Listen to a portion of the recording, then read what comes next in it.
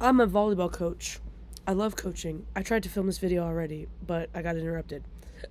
I coached today, and my teams have been winning recently, which is crazy and new for me. And I wanted to talk about a couple things with it. One, cringiness. Two, winning and losing. Three, parents. The players' parents. I coach two teams right now. I love my teams. I love my job. I love that I'm a coach. I enjoy it so much. I'm having so much fun, right? Like, I love what I do. And I have two teams, right? And they're one year apart. So I have two teams. They're very close, though. A lot of them are the same age. But it's funny because the tone of both of these groups are so different. So, like, when one group I can make one joke and they'll, like, crack up, and another group I make that joke and they, ooh, cringe, right? And it's just funny because, like, to me, when millennials make certain jokes, I go, eesh, right? Just because there's certain ones. For me, Gen Z, right? I just see some millennial shit and I'm like, aye. But it's funny because these girls are not that far apart from age for me. But they are enough. Duh, I'm their coach, you know? But it's kind of like this blessing and a curse for, like, I'm far enough away from them and in that position of, I don't want to say authority, but I'm a coach and they're a player, you know, to where, like, I look like an old head.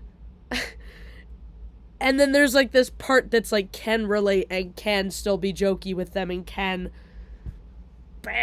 like, they still, like, sometimes I crack jokes with them and then they're totally into it and totally there. And then other times, like, I make a joke and then I'm an old head making an old cringy head joke.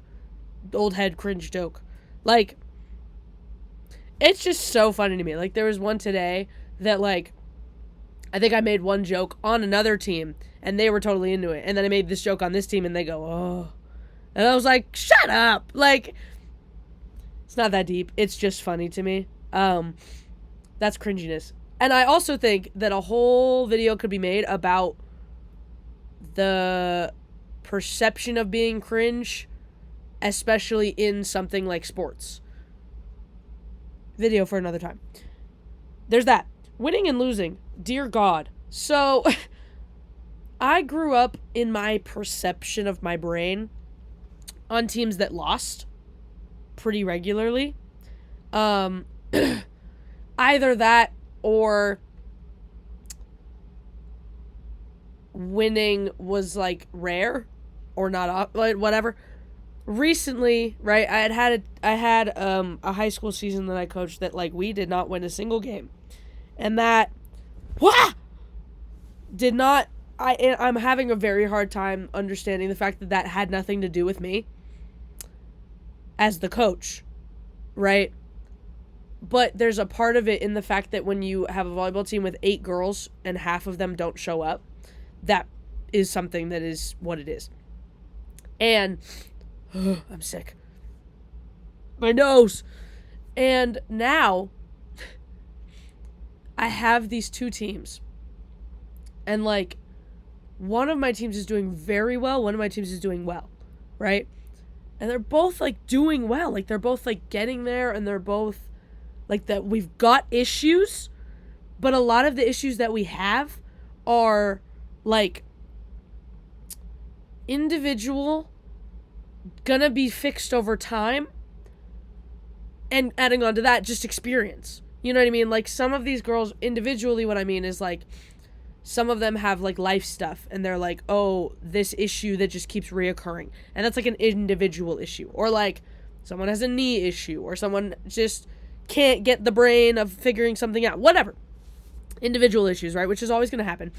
And then experience issues. Like, I'm at a small club where, like, we don't get court time all of the time. You know? Like, we have holidays and, like, facilities use problems. Anyways, but like generally speaking, my teams are really good, and like it's this weird, for me and for them, hard thing to like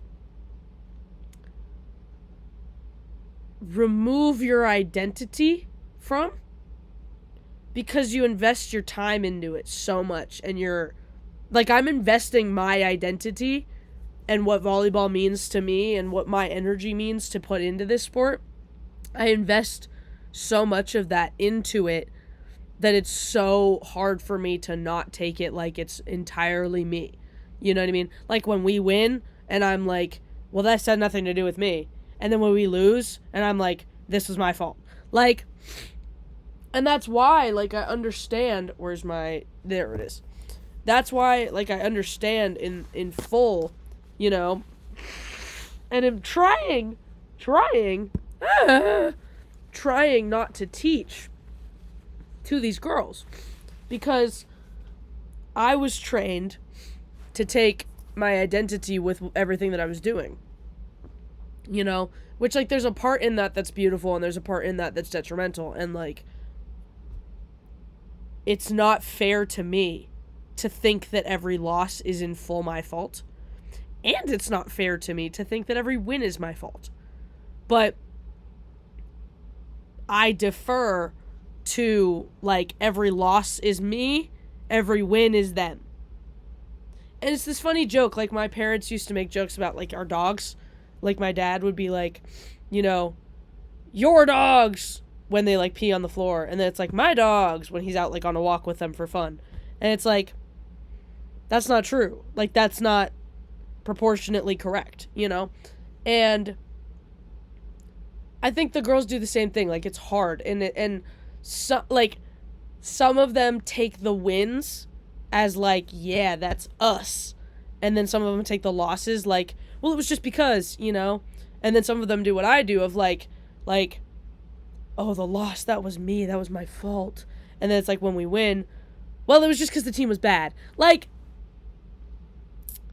it's hard, you know, like, it's hard, like, figuring out, because there's not really a right answer. Like, there's some people who go through life in fully opposite spectrums, or there's some people who choose, it's all narratives, you know, like, it's all going to be a narrative, and it's all, these people who live in one narrative or another. And I think, like, for genuinely months, I mean this seriously, genuinely months, for like twice a week on end, I was like, wow, I am awful.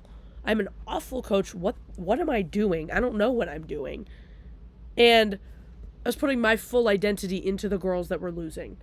And it's hard, because it's like, I don't want to fully shift that because of the wins, but that does mean something. You know, like, it does mean something to the fact that, like, these girls are positively reacting, you know? And it's like, it's a hard thing to have to gauge. And I think also parents play such a role that I don't think that they even understand sometimes. Because I think that sometimes, like, there's parents who were athletes and there's parents who weren't. And there's even times where the parents who were athletes are worse than the parents who were not. And I mean this because it's like, if you have a kid, and if you are someone who's an athlete and you have kids and they are athletes, shut the fuck up. When your kid is playing on the sports fields and doing what they're doing, and you are a player and they are a player, you need to shut the fuck up.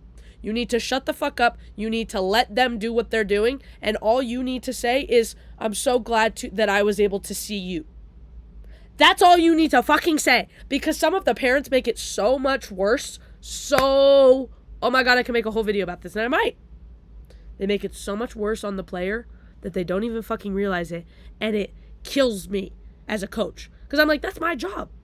That's my job. As a parent, that's not your job. Your job is to be there for them no matter what. My job is to critique and still be there for them. But like, I love coaching. I actually am going to make another video about this. Stay tuned.